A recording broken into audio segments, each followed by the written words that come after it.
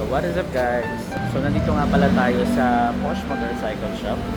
Bibili ako ng mga pangkulay para din sa bukupas kong tambucho.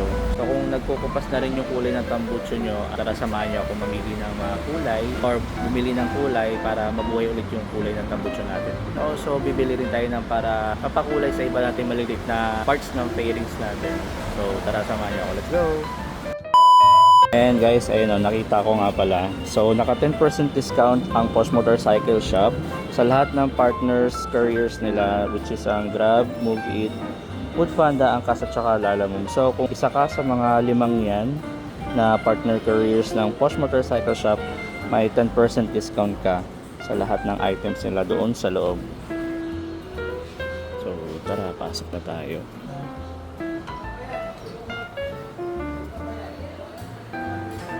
So, kailangan natin ng card. So, marami din silang mga brands dito. Ayan. So, nandito tayo sa Samurai Pink. So, ito yung mga available colors na pwede mong pagpilian kung anong gusto mo. And kung nahihirapan ka, meron din naman silang motorcycle color card. So, pwede ka rin dito mamili kung saan, kung anong kulay yung gusto mo.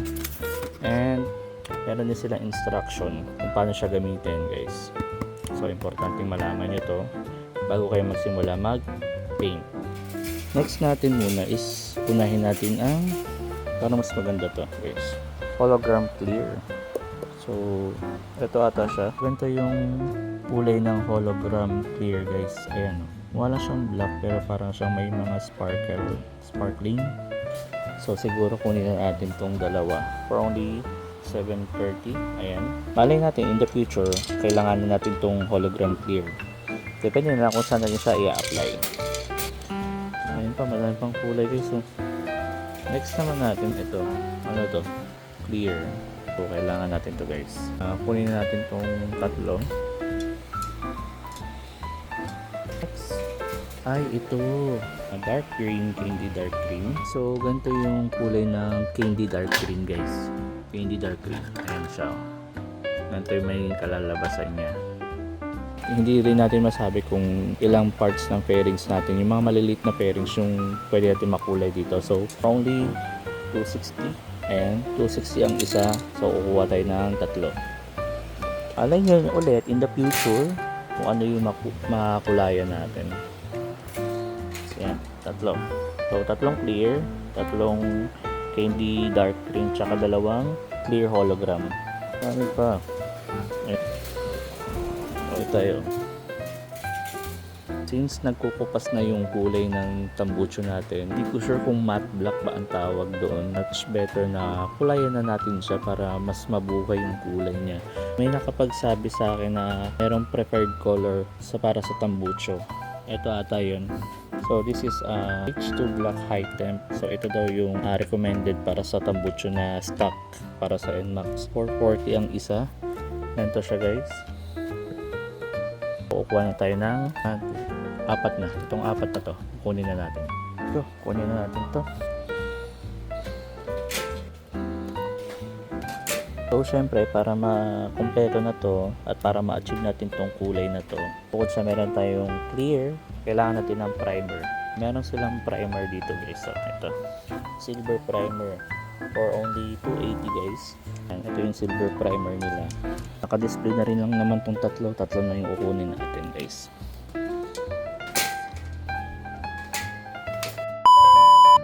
So yun guys, ito lang naman yung mga kailangan natin. So meron na tayo ditong apat na high temp na black para sa tambucho natin. Meron tayong dalawang clear hologram just in case in the future pwede natin siyang magamit. Meron tayong tatlong clear, pampatong siya. Pampatong siya bago natin ma-achieve tong ganitong kulay.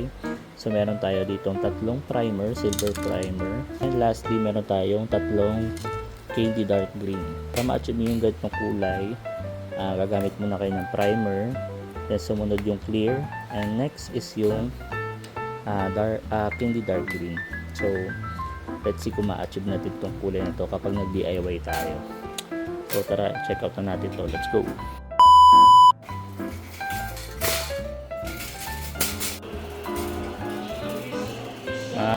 Let's kaya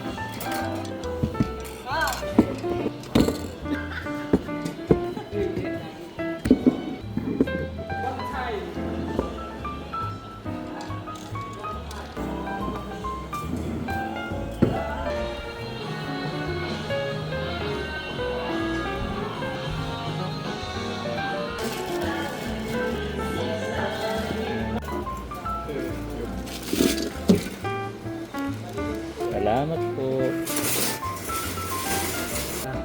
Po. Okay, salamat.